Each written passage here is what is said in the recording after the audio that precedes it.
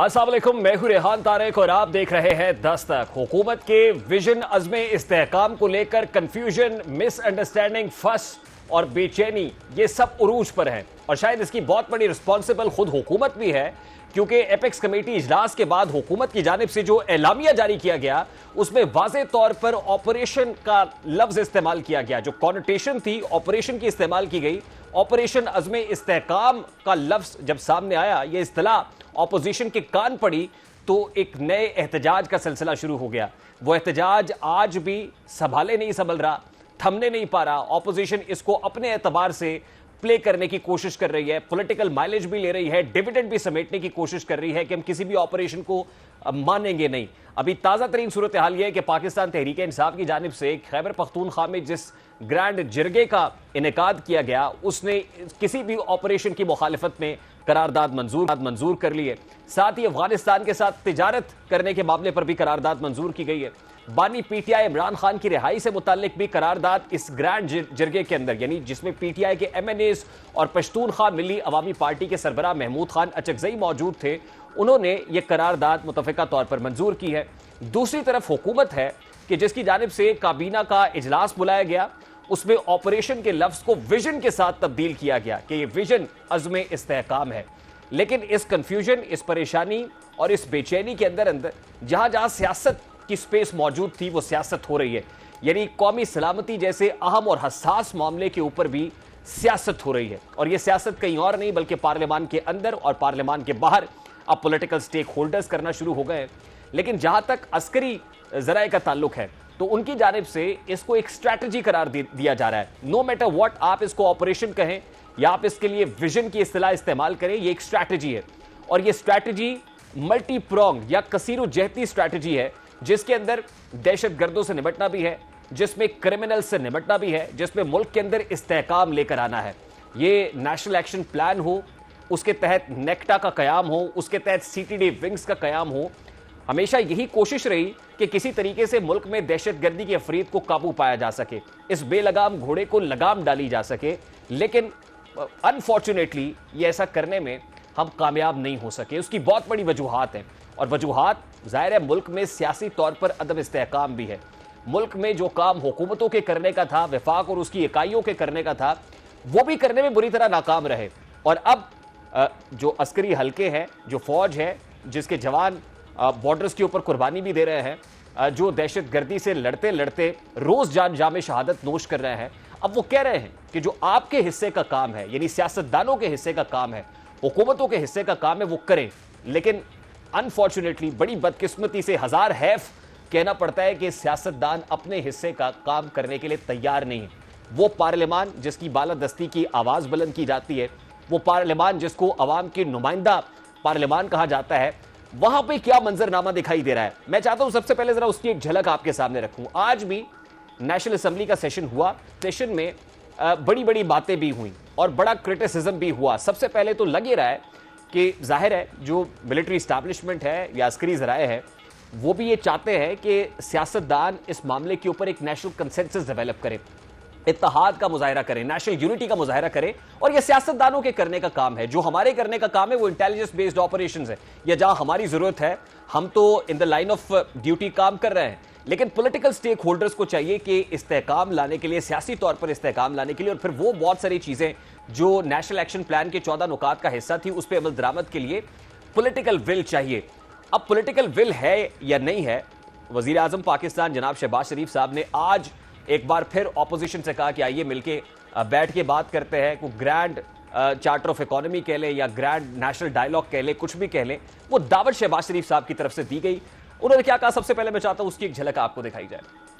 Charter of democracy पर इत्तेफाक किया था, आए आज चार्टर ऑफ इकोनॉमी के ऊपर इत्तेफाक करते हैं। मेरी उस पेशकश को ठुकराया गया, बल्कि नारे बुलंद हुए इस ईमान में। किसी के साथ कुछ ज्यादती होती है तो यकीनन इंसाफ का पलड़ा हर वक्त भारी रहना चाहिए। ये जो तलखियां जिस हद तक पहुंच गई हैं, इसका जिम्मेदार कौन है? 76 साल बाद हम ऐसी जगह पर पहुंचे हैं कि एक दूसरे से हाथ मिलाने से भी अब झिझकते हैं। आज अगर इनके बानी को अगर वहां पर कोई मुसाइब हैं, मुश्किलात हैं, तो बताएं, बैठ के बात कर। मैं आज फिर कहता हूं, आए बैठ के बात करें।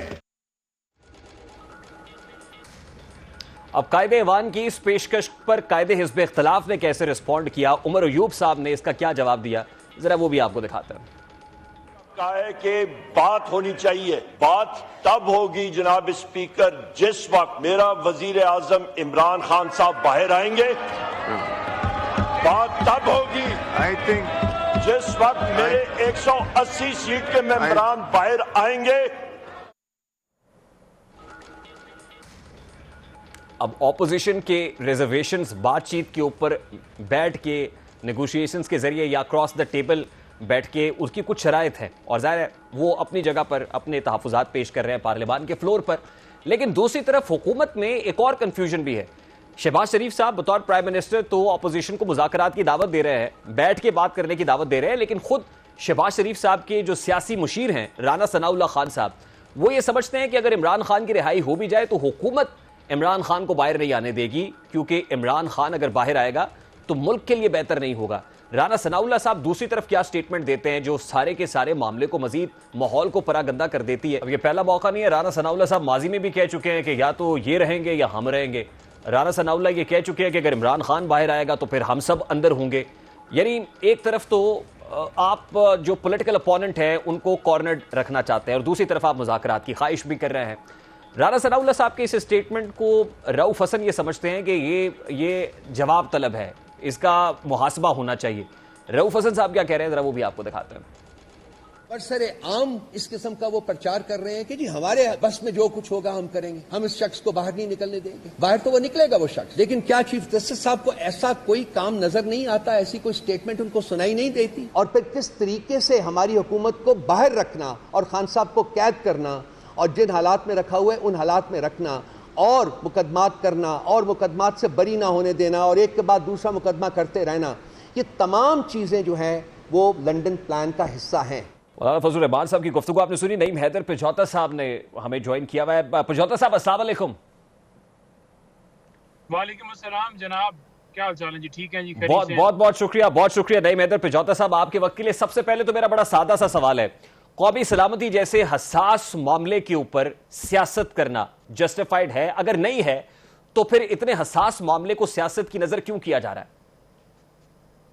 देखें, जो सिक्योरिटी का मामला है ना, मैं उसके ऊपर बड़ा क्लियर करूंगा। देखें, हमारा मुल्क जो है वाकई उसमें दहशतगर्दी उसको हम बिल्कुल सपोर्ट नहीं करते। और अगर आप देखें तो इमरान खान साहब के दौरे हुकूमत के अंदर केपी में वहाँ केपी पुलिस और CTD को जो है वो बाकायदा तौर पर इसमें जो है वो इख्तियार दिया गया था और उन्हें उतारा गया था कि आप इसमें जो है वो सिस्टम स्टार्ट करें। और आपने देखा होगा कि KPK के अंदर वहां से सिलसिला शुरू हुआ था और पूरे पाकिस्तान के अंदर जिस तरह दहशतगर्दी के ऊपर कंट्रोल किया था, ड्रोन भी रुक गए थे, दहशतगर्दी भी कंट्रोल हो गई थी, धमाके भी बिल्कुल ना होने के बराबर हो गए थे। और उसके बाद अब दोबारा जो सूरत हाल आ रही है, यहाँ पर जो ऑपरेशन एक किया जा रहा है, हमारा उसके ऊपर बड़ा क्लियर मौक़िफ़ है कि देखें, आपने अवाम को एतमाद में जरूर लेना है। अगर सिर्फ बलूचिस्तान और KP में ऑपरेशन करने के लिए आपका इरादा है तो आप सबसे पहले अवाम से तो पूछें, उनसे तो बात करें, उनसे तो कंसल्ट करें, उनको तो बताएं कि ये किस तरह का ऑपरेशन है, इसके पैरामीटर्स क्या है।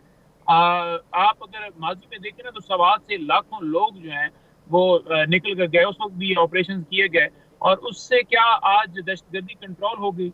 हजारों लोग क्या लाखों लोग जो हैं वो बेघर हो गए, बेरोजगार हो गए।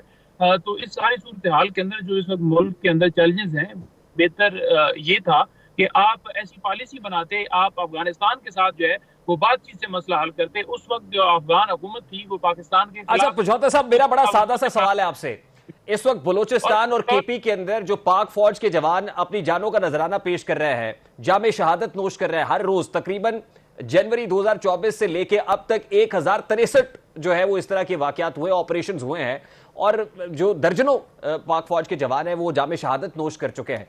क्या इस तरह की situation, this isn't call for some serious surgery, क्या कोई ऑपरेशन की डिमांड नहीं करती है ये सिचुएशन? क्या दहशतगर्दों के खिलाफ एक्शन नहीं होना चाहिए? बड़ा सादा सा सवाल है सर। देखिए, सादा सा हमारा भी जवाब है कि आप आवाम को एतमाद में लें, आप असेंबली में लेकर आए, इन कैमरा ब्रीफिंग दें कि इसके पैरामीटर्स क्या हैं। आप उधर बैठ कर अचानक से कह देंगे कि हम ऑपरेशन कर रहे हैं, उसके पैरामीटर्स क्या हैं, किस पे ऑपरेशन होगा, किस तरह से होगा, क्या उसकी हदूद क्या है। क्या आप जैसे जो है आपका काम सिक्योरिटी के और आपने पाकिस्तान तहरीक इंसाफ को टारगेट करके, अगवा करके, गिरफ्तार करके, लोगों को उठा के कैमरे लगाकर जो आज तक किया गया है ये नहीं, इस हवाले से तो क्लैरिटी आ गई है कि इसमें कोई नई बात नहीं होगी, ये तसलसल है। ये जो नेशनल एक्शन प्लान बना या नेशनल इंटरनल सिक्योरिटी प्लान बना, ये उसी का एक तसलसल है। जैसे ऑपरेशन ज़रबुल अज़ब रहा, अब ऑपरेशन रद्दुल फसाद रहा, और जाहिर है एक तसलसल के जरिए के साथ जो है वो ये तो कॉन्टिन्यूएशन ऑफ दैट पॉलिसी है जिसको स्ट्रैटेजी कहा जा रहा है। सर, ये नेशनल स्ट्रैटेजी है। देखिए, बात यह है कि आपने ऑपरेशन करना है एक सूबे में, वहां पर हुकूमत मौजूद है, वहां पर अवाम मौजूद है, आप उनको एतमाद में लिए बगैर कैसे कर सकते हैं? और हम ये कह रहे हैं कि जब इमरान खान की हुकूमत थी, इमरान खान ने अफगानिस्तान से उस वक्त बात की थी, उस हुकूमत से बात की थी, और उस वक्त हुकूमत जो अफगानिस्तान की थी वो पाकिस्तान के खिलाफ थी। इमरान खान ने बात की थी और बातचीत के बाद आपने देखा कि किस तरह कंट्रोल हो गया। आज भी हम यही कह रहे हैं कि अफगानिस्तान से बात करके मसले का हल बैठ के निकाला। वैसे कथा कलामी के लिए माजरत प्रजौता साहब, बातचीत करके दोहा एग्रीमेंट करके उसके बाद जो आपने कैदी रिलीज किए और टीटीपी के बड़े खतरनाक कैदी जेलों से रिहा हुए, तो एक चार्ज तो आपकी अपनी हुकूमत के ऊपर भी है कि जिस अंदाज में आपने ये मामला किया उससे दहशतगर्दी बाउंस बैक की, ये लौट कर वापस आई, पलट के वापस आई, तो उस वक्त जो किया वो भी उसने भी जो है हमें बहुत डेंट और डैमेज पहुंचाया। सर देखें, पहली बात तो यह है ना कि अगर आपका किसी मुल्क के साथ जो है वो राजीनामा होता है, इत्तेहाद होता है, या आप आपस में बैठते हैं किसी मुल्क के साथ, आपकी पॉलिसी नरम होती है, तो उसके अंदर जो चीज़ें आती हैं, एग्रीमेंट के अंदर आती हैं, रिलीज आती है, जो भी आता है तो वो उसका हिस्सा होता है। अब उसका मतलब ये नहीं है कि दोबारा आप उस मुल्क को उस नौबत पर लेकर जाएं। आप फॉर एग्जाम्पल अभी आपके चाइना के साथ आपके दोस्ताना माहौल है, ठीक है, कल आपकी मुखालफत होती है और ये कहा जाए कि आपने सी पैक क्यों दिया, आप ये कहा जाए कि आपने चाइना के साथ ये एग्रीमेंट क्यों किए, तो ये बात गलत की जा रही है। हम ये कह रहे हैं this operation isn't going to take place against Afghanistan ना सर। प्रजौता साहब देखिए ना, अब ये अफगानिस्तान के अगेंस्ट तो ऑपरेशन नहीं हो रहा, बल्कि डिप्लोमेटिक एंगेजमेंट भी अफगानिस्तान से करने की कोशिश की जा रही है। जो इंटरनली दहशतगर्दी है, जो थ्रेट है, उसके अगेंस्ट इंटेलिजेंस बेस्ड ऑपरेशंस करने की कोशिश की जा रही है। ये कहीं अफगानिस्तान के साथ कोई नया महाज तो नहीं खोला जा रहा है। दूसरा ये कि इसके ऊपर ऑब्वियसली पार्लियामान का इन कैमरा सेशन भी हो सकता है। इस हवाले से जो कंसर्न क्वार्टर्स है वो कह रहे हैं हो सकता है कोई DGISI, DGMI इसके ऊपर को ब्रीफिंग दे दे, लेकिन उससे पहले ही आपने तो वर्डिक्ट जारी कर दिया कि हम इसकी मुखालिफत करते हैं। मैं जरा असद कैसर साहब का शॉट मेरे पास रेडी है, मैं आपको और फिर आपकी वसातत से मैं व्यूअर्स को भी दिखाना चाहता हूं कि क्या कह रहे हैं, क्या वर्डिक्ट इशू किया PTI ने, जरा दिखाइए। हमारा मुतालिबा ये कि इस ऑपरेशन के बारे में वाज़ेह ऐलान किया जाए, पार्लियामेंट में लेकर आए, लेकिन एक बात बिल्कुल पेशेदा है कि किसी फौजी ऑपरेशन की न हिमायत करेंगे, न सपोर्ट करेंगे, न मानेंगे। तो प्रजौता साहब आपने सुना, मतलब ये इसके ऊपर जो पॉलिटिकल डिविडेंड समेटा जा सकता है वो PTI भी समेटने की कोशिश कर रही है। मेरा तो सवाल सिर्फ इतना सा है कि नेशनल कंसेंसस डेवलप कर ले सर इस इशू के ऊपर, सियासत होती रहेगी, बाकी और बहुत सारे इश्यूज पड़े हुए हैं सियासत करने के लिए, इस इशू के ऊपर तो कंसेंसस होना चाहिए सर। देखिए, सियासत की क्या बात है, फौज एक अदारा है ना जी, एक हुकूमत के अंडर आता है ना, और हुकूमत किसकी होती है? अवाम की होती है। तो जब अवाम जो है उसको आप एतमाद में ना लें, आप देखें ना कि एक हल्के से 10-10 लाख लोग कर एक MNA बनता है, और अगर हम ये बात कर रहे हैं कि आप लेकर आए पार्लियामान में वालों, उनके हमरा ब्रीफिंग दें और उसके ऊपर बताएं, आप खुद से डिसीजन करके आप फैसला सुना दें, तो उसके ऊपर अगर हम रिएक्शन दें कि जनाब इस तरह नहीं होगा जब तक आप अवाम को एतमाद में नहीं लेंगे, तो फिर उसके ऊपर आपको एतराज है कि आपने जनाब यकतरफा एक ऐलान कर दिया है बगैर किसी सोचे समझे। नहीं, हमने पूरी सोच के साथ, विचार के साथ ये बात की है, और आज से पहले कितने ऑपरेशन हुए हैं, क्या दहशतगर्दी खत्म हुई है? अच्छा, वैसे प्रजौता साहब ये अली अमीन गंडापुर साहब अवाम के नुमाइंदा चीफ मिनिस्टर नहीं है जो एपेक्स कमेटी इजलास में मौजूद थे? जी कौन जी? अवाम के मुंतखब और नुमाइंदा चीफ मिनिस्टर अली अमीन गंडापुर साहब नहीं है जो एपेक्स कमेटी के अंदर मौजूद थे, और एपेक्स कमेटी इजलास में जाहिर है उनसे ये सब चीजें डिस्कस हुई हैं, सारी डिटेल्स उनके सामने है, तो क्या वो अवाम के मुंतखब करदा अवामी नुमाइंदे नहीं है?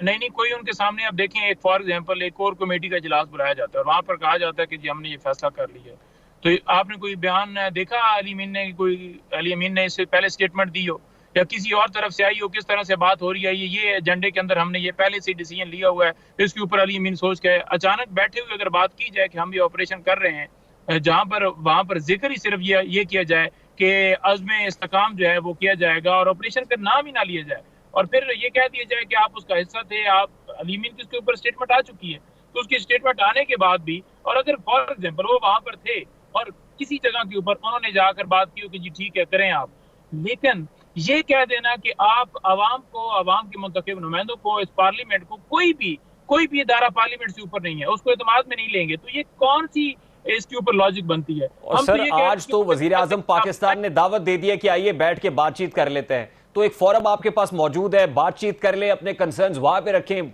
बजाय इसके कि आप कोई जिरगे करें और कौमी सलामती जैसे मैटर के ऊपर सियासत करें। तो वजीर आजम का जो मशवरा है मान लें, बैठ जाएं इसके ऊपर, और बहुत सारी चीजों पे नहीं बैठ सकते, इस पे बैठ के कोई कंसेंसस डेवलप कर ले। अभी तो टाइम है, कोई ऑपरेशन अभी लॉन्च तो नहीं हो गया, इसको वैसे भी विजन और स्ट्रैटेजी का नाम दिया जा रहा है, तो बैठ के बात करने का वक्त है। ऑफर भी टेबल पे मौजूद है, क्या उसको कैपिटलाइज करेंगे sir? Lastly and very quickly बता दीजिएगा, फिर मुझे ब्रेक लेनी। देखें, मैं यही कह रहा हूं कि अचानक से जैसे इसको लॉन्च करने से पहले फैसला किया गया, तो हमने यही कहा कि आप आएं। अभी भी हम यही कहते हैं कि आ जाएं और इन कैमरा ब्रीफिंग दें और उसके ऊपर जो है वो सेटिस्फाई करें। सूबों में भी जाकर बहस होनी चाहिए और उसके बाद जो भी फिर फैसला हो फिर उसको इंप्लीमेंट किया जाए। बहुत बहुत शुक्रिया। पाकिस्तान में जमहूरियत और आज़ादी इजहार राय से मुतालिक करारदाद अमरीकी ऐवान नुमाइंदगान के अंदर मंजूर कर ली गई है। ये करारदाद रिपब्लिकन सेनेटर रिचर्ड मैककामन ने 30 नवंबर 2023 को पेश की थी, जबकि 21 मार्च 2024 को अमरीकी कमेटी बराए खारजा उमूर को यह करारदाद भेज दी गई थी, जबकि 24 जून को इस करारदाद को ऐवान के सामने एनालाइज करने के लिए, बहस करने के लिए पेश किया गया। और अब यह करारदाद गुज़श्ता रोज़ भारी अक्सरियत से मंजूर कर ली गई है। इस करारदाद में पाकिस्तान में जमहूरियत और आज़ादी इजहार राय की मखदूश सूरत हाल, पर्टिकुलरली जो 8 फरवरी के इंतखाबात थे उसकी डिस्क्रिपेंसीज से मुतालिक रिजर्वेशंस का इजहार किया गया है और फिर ऑडिट का मुतालबा भी किया गया है। अब इस करारदाद की मंजूरी जब हुई है तो इस करारदाद के हक में 368 vote including Republicans and Democrats और मुखालिफत में 7 वोट पड़े। अब यह अमर खासा दिलचस्पी का हामिल है कि पाकिस्तान तहरीक इंसाफ जो अपनी हुकूमत जाने का जिम्मेदार अमरीका को करार देती रही, साइफर को रिजीम चेंज का एक बहुत बड़ा एलिमेंट करार दिया गया। अब पाकिस्तान तहरीक इंसाफ उसी अमरीका के ऊपर तकिया किए हुए है।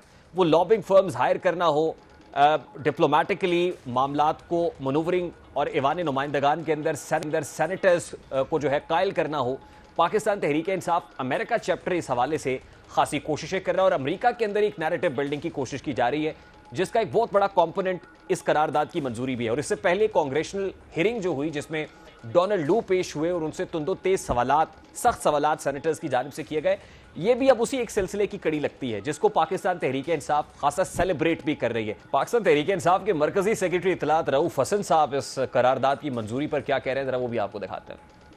वर्चुअली पाकिस्तान के अंदर इंटरनेशनल इदारे और important democracies of the world आज यकजुबान बात ये कर रहे हैं कि पाकिस्तान में फ्रॉड इलेक्शंस हुए, पाकिस्तान में ह्यूमन राइट्स मौजूद नहीं है, वायलेट किए जा रहे हैं, पाकिस्तान में रूल ऑफ लॉ मौजूद नहीं है, पाकिस्तान में कॉन्स्टिट्यूशन वर्चुअली एब्रोगेट किया जा चुका हुआ है, पाकिस्तान में डी फैक्टो मार्शल लॉ है। अब पाकिस्तान तहरीक इंसाफ तो इस करारदाद की मंजूरी को लेके जो लोकल अथॉरिटीज हैं, एग्जीक्यूटिव है, इस्टेब्लिशमेंट है, उस पर प्रेशर बिल्डअप करने की और एक नैरेटिव बनाने की कोशिश कर रही है कि 8 फरवरी के इंतखाबात में बहुत सारी डिस्क्रिपेंसीज थी और उसका ऑडिट होना चाहिए। लेकिन हुकूमत ये समझती है कि पाकिस्तान तहरीक इंसाफ और वो जो एक नैरेटिव, वो खास तौर पे पाकिस्तान मुस्लिम लीग नून और पीटीआई के ओपोनेंट्स का है कि यहूदी लॉबी का नेक्सस है, जिसके ज़रिए से पाकिस्तान तहरीक इंसाफ अमेरिका हो या यूरोपीय दुनिया हो उसमें एक नैरेटिव बनाने की कोशिश करती है। हनीफ अब्बासी साहब कुछ ऐसी ही बात कर रहे हैं। अमेरिकन कांग्रेस के अंदर होने वाली जो रेजोल्यूशन है पास करवाई गई है, ये जो रेजोल्यूशन है इसके पीछे कौन है? वो जो जहाज उड़ाए गए क्रिकेट मैच के दौरान उसके पीछे कौन है? जावेद बरकी साहब, वानी पीटीआई के कजन हैं, शहबाज गिल और डॉक्टर आसिफ। ये जो लॉबिंग फर्म हायर की गई है इसके अंदर जितने लोग हैं पाकिस्तान दुश्मन है। हमने इस प्रोपेगेंडे की जद में नहीं आना, हम उन लोगों की साजिश का हिस्सा न बने जो पाकिस्तान को अदम इस्तेहकाम की तरफ धकेले। अमरीकी कांग्रेस के अंदर करारदाद नंबर 901 जो पाकिस्तान में आज़ादी इजहार राय और जमहूरियत की मखदूश सूरत हाल पर मंजूर की गई है, इसकी सिग्निफिकेंस क्या है? पाकिस्तान की सियासत के ऊपर इसके क्या असरात मुरतब हो सकते हैं? रैशनल अप्रोच क्या कहती है? इस वक्त बात करेंगे। इस वक्त डीन बॉस्टन यूनिवर्सिटी सीनियर तज्जियाकार माहिर बैन अल-अक़वामी अमूर USA डॉक्टर आदिल नजम साहब हमें ज्वाइन कर रहे हैं। अस्सलाम वालेकुम डॉक्टर साहब, बहुत बहुत शुक्रिया आपके वक्त के लिए। डॉक्टर साहब, सबसे पहले तो ये कहेगा कि ऐवान नुमाइंदगान के अंदर जो एक करारदाद पाकिस्तान की सियासी सूरत हाल पर मंजूर की गई है और भारी अक्सरियत से हुई है, जिसमें रिपब्लिकन और डेमोक्रेट्स जो सेनेटर्स हैं उन्होंने भी इसकी हक में वोट कास्ट किया है। How do you see this? इसकी जो सिंबॉलिक इंपॉर्टेंस है, ये सिग्निफिकेंस है पाकिस्तान की सियासत को लेके, वो क्या है?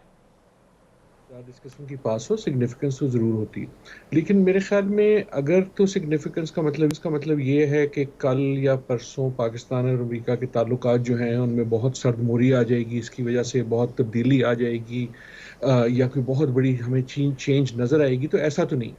पहले ही कोई अमेरिका आपका इतना ज़्यादा कोई मौसम तो नहीं है, और ना इस करारदाद में कोई स्पेसिफिक्स हैं एज इन कि जी हम एड को ये कर देंगे या हम एम्बेसी को कम कर देंगे या हम वीज़ोज़ पे ये कर देंगे, तो ऐसी चीज़ तो मुझे नहीं नज़र आती। लेकिन इसकी सिग्निफिकेंस ज़रूर है, और इन सम वेज इसकी सिग्निफिकेंस जो है वो पाकिस्तानी सियासत के हवाले से है, अमेरिकन सियासत के हवाले से नहीं।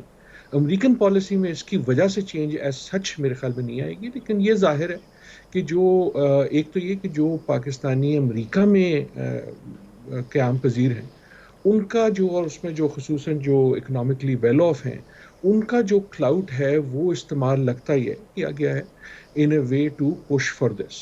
तो एक तो उसकी वो सिग्निफिकेंस है। दूसरी इसकी सिग्निफिकेंस मेरे ख्याल में सबसे ज़्यादा ये है कि ये जिन्होंने इसमें यस किया उनमें से ज़्यादातर तो पाकिस्तान को नक्शे पे ढूंढ भी नहीं सकते, लेकिन उनके जहन में एक और बार अब ये पाकिस्तान का एक मनफी एक शक्ल जो है वो नज़र आ गई कि जब भी पाकिस्तान का कहीं और जिक्र आएगा तो उनके जो इमीडिएट रिएक्शन होगा वो नेगेटिव होगा। और इन अ वे ये सिर्फ पीटीआई का मसला नहीं है। देखें, अगर आप कोई भी शख्स आपकी टीवी रोज़ देखे, आपका प्रोग्राम रोज़ देखे या कोई और प्रोग्राम रोज़ देखे, तो वो इसी नतीजे पे पहुंचेगा ना यार कि यहाँ जो है इनकी सियासत जो है वो तो नॉर्मल नहीं है, इनकी इस मुल्क की सियासत जो है वो तो डेमोक्रेसी जो है वो तो बहुत बिखरी हुई है, राइट। और यही उस करारदाद में का है। एज सच करारदाद में आपको कुछ ऐसी चीज देखिए डॉक्टर साहब कता कलामी के लिए माजरत। देखिए, हमारे यहाँ एंटी अमेरिकन जो स्टेटमेंट होता है या नैरेटिव होता है वो बड़ा पॉपुलर नैरेटिव होता है पॉलिटिक्स में। और साबिक वजीर आजम इमरान खान साहब को जब पार्लियामान से वोट आउट किया गया, वोट ऑफ नो कॉन्फिडेंस की सूरत में, तो उन्होंने कहा ये अमेरिकन कॉन्स्पिरेसी है, ये रेजीम चेंज की साजिश है जो अमेरिका से शुरू हुई और फिर डोनाल्ड लू इसका मरकजी किरदार है और फिर साइफर कहानी शुरू हो गई। अब उसी अमेरिका के अंदर ये करारदाद आए, यानी जिसके ऊपर ये इल्जाम था कि रेजीम चेंज ऑपरेशन इसने किया, अब वही जो है वहां डेमोक्रेट्स क्या तो रिपब्लिकन्स क्या मिलके उस करारदाद की हिमायत में वोट डालें। तो मैं इस कॉन्टेक्स्ट में बात कर रहा हूं। जाहिर है हमारे यहाँ एक सेंटिमेंट तो है, वो बेस्ट सेलिंग भी है, वो नैरेटिव बिल्डिंग के लिए भी बहुत अच्छा है। लेकिन देखिए ना, करारदाद में कहा क्या गया है? करारदाद में कहा गया है कि जनाब हमें जो, उसमें पीटीआई का तो कहीं जिक्र नहीं है ना, वो तो आप जिक्र कर रहे हैं, वो कहानी तो हमारी है ना, उनकी तो नहीं है। उनकी तो करारदाद ये है कि जनाब एक इलेक्शन हुए और सूरत हाल नज़र ये आती है कि उस इलेक्शन में जो है उस पर बहुत से सवालात उठे। सवालात किसने उठाए हैं? वहाँ शायद पीटीआई ने उठाए हों, लेकिन आप रोज़ उठाते हैं ना, सुप्रीम कोर्ट उठाती है, सुप्रीम कोर्ट में उठाए जाते हैं, आपकी टीवी पर उठाए जाते हैं, आपके अखबारों में उठाए जाते हैं। अगर ये ना भी होता तो वो सवालात तो उठ गए। सो मेरा कहने का मकसद ये है कि इट इज़ नॉट, ऐसा नहीं है कि कल ताल्लुकात कोई बदल जाएंगे, कुछ इससे फ़र्क नहीं पड़ेगा। इस करारदाद में वही कुछ कहा गया है जो बाइडन साहब ने कहा था इलेक्शन के फ़ौरन बाद। उनके जो स्पोक्समैन थे उन्होंने भी यही कहा था कि जनाब इलेक्शन हुए, अच्छी बात है, लेकिन हमें तशवीश ज़रूर है क्योंकि जो ख़बरें आ रही हैं, चाहे वो आपके ह्यूमन राइट कमीशन से आएँ, चाहे वो आपके टेलीविज़न चैनल से आएँ, चाहे वो आपके एंकर से आएँ, चाहे वो पीटीआई के कारकुनों से आएँ, वो जो हैं वो तशवीश तलब है। तो इन अ वे एज सच उस करारदाद में सब्सटेंस कोई नहीं है, लेकिन उसकी फॉर्म यकीनन ऐसी है कि हमें तशवीश होनी चाहिए कि हमारे देखें ना, अगर किसी ने पुश किया भी है तो ये सिर्फ अमेरिका में तो नहीं है ना, कोई भी दुनिया का मुल्क जो है वो जब हमारे सूरत हाल देखता है तो आपके ख्याल में वो क्या सोचता है हमारी डेमोक्रेसी के बारे में? यहाँ फ़र्क सिर्फ ये है कि क्योंकि क्लाउड है कुछ अमेरिकनों का जो खुसूसन सियासी मैदान में, तो उन्होंने कुछ इसको पुश करके करारदाद बना दी। लेकिन मेरे ख्याल में तशवीश हमें करारदाद की नहीं होनी चाहिए। आप बिल्कुल सही कह रहे हैं, जिस तरह हमारे यहाँ एक एंटी यूएस वो बिकता है, उस तरह हमारे यहाँ यूएस सुपर पावर जो है वो भी बिकता है। आज हर टीवी प्रोग्राम जो है इस पर 10 मिनट बात करेगा, लेकिन असली तशवीश हमें करारदाद की सिर्फ नहीं होनी चाहिए। असली तशवीश ये है कि ये जो अनएंडिंग, और देखें इसी किस्म की करारदाद 2018 में भी आई थी, उसके मुहर्रिकात फ़र्क थे, तकरीबन पाकिस्तान की हर इलेक्शन पे आती है। तो तशवीश इस बात पे होनी चाहिए कि दुनिया में कोई भी अगर शख्स हमें देखेगा, आपके प्रोग्राम सिर्फ देख ले हर रोज़, तो वो इसी नतीजे पे पहुंचेगा कि इस मुल्क में डेमोक्रेसी की सेहत जो है वो। बहुत बहुत शुक्रिया। सूरज की बढ़ती तपिश इंसानी जिंदगियों के चिराग गुल करने लगी है। शहर कायद में बढ़ती हुई गर्मी है और दूसरी तरफ लोड शेडिंग का अजाब भी है। अब तक की इतलात के मुताबिक जो शहर के अंदर पारा है वो 42 डिग्री सेंटीग्रेड को छू रहा है, जबकि हवा में नमी का तनासुब ज्यादा होने की वजह से 50 डिग्री सेंटीग्रेड तक की गर्मी महसूस की जा रही है। और अब तक हीट वेव, खतरनाक जानलेवा हीट वेव से तकरीबन 716 लोग लुक़्मा अजल बन चुके हैं। और उस पर दोहरा अजाब यह है कि कई घंटे की गैर एलानिया लोड शेडिंग भी हो रही है। और इसका जवाब यकीनन जो पावर डिवीजन है उसके पास यही है कि मुल्क में जो तलब है वो ज़्यादा है, जबकि पैदावार है वो बहुत कम है। अब बिजली प्रोड्यूस कैसे हो रही है और किन जराए से हो रही है उसकी डिटेल्स भी जो सामने आई है वो ये है कि बिजली की तलब 26,500 मेगावाट है, जबकि पैदावार 20,253 मेगावाट है। पन बिजली जराए से 7,980 मेगावाट बिजली पैदा हो रही है, जबकि सरकारी थर्मल पावर प्लांट्स 712 मेगावाट बिजली पैदा कर रहे हैं और निजी शोबे के बिजली घरों की पैदावार 7,980 मेगावाट है। कुल मिला के भी जो तलब है वो पूरी नहीं हो पा रही। और जहां शहर का पारा जो है वो बहुत ज़्यादा हाई है, तेवर बहुत ज़्यादा सूरज दिखा रहा है, लोग लुक़मा अजल बन रहे हैं, जान की बाजी हार रहे हैं, तो वहीं जो रही सही कसर है वो पावर डिवीजन निकाल रहा है, अवाम का भुरकस निकल रहा है। ऐसे में ज़रूरत इसी अमर की है कि एहतियात की जाए, घरों में रहा जाए, बाहर ज़्यादा गैर ज़रूरी तौर पर जो है वो ना निकला जाए और ठंडे मशरूबात का इस्तेमाल भी ज़्यादा किया जाए, क्योंकि सिचुएशन बड़ी ही अनफॉर्चुनेट है, बड़ी बदकिस्मती है कि इस सारी सिचुएशन के अंदर सरकार के पास आवाम को रिलीफ देने के लिए या ब्रीदिंग स्पेस देने के लिए कोई ऐसी विंडो ऑफ अपॉर्चुनिटी नहीं है। ईवान में फाइनेंस बिल पेश हुआ। जब फाइनेंस बिल सामने आया तो पता चला कि इसमें टैक्सेस की भरमार है। टैक्सेस की भरमार का सुन के बेदार ज़मीर अवाम सड़कों पे निकल आए और मुर्दा ज़मीर जो हुकूमती ऐवानों में बैठे हुए लोग हैं उनके ज़मीर झंझोड़ने के लिए इस कदर पुरजोर और पुरअसर एहतजाज किया गया कि पार्लियामान पर भी धावा बोला गया। हुकूमत को मजबूर किया गया कि वो टैक्सेस वापस लें। और अब खबर ये सामने आई है कि हुकूमत ने अवाम के एहतजाज के सामने घुटने टेक दिए हैं और सदर ममलिकत ने इस फाइनेंस बिल पर दस्तखत करने से इनकार करते हुए बिल को वापस पार्लियामान में भेज दिया है। लेकिन बदकिस्मती की बात है कि ये बेदार ज़मीर अवाम पाकिस्तान के नहीं बल्कि कीनिया के हैं और ये हुकूमत जिसने फैसला वापस लिया है वो हुकूमत भी पाकिस्तान के लिए की नहीं है और ना ही सदर पाकिस्तान है, बल्कि कीनिया के सदर विलियम रूटो हैं जिन्होंने ये बिल वापस पार्लियामान को भेजा है। प्रोग्राम का वक्त अपने इख्तिताम को पहुंचा। आपसे मुलाकात होगी इंशाल्लाह कल। अपना रखिए ख्याल। अल्लाह हाफ़िज़।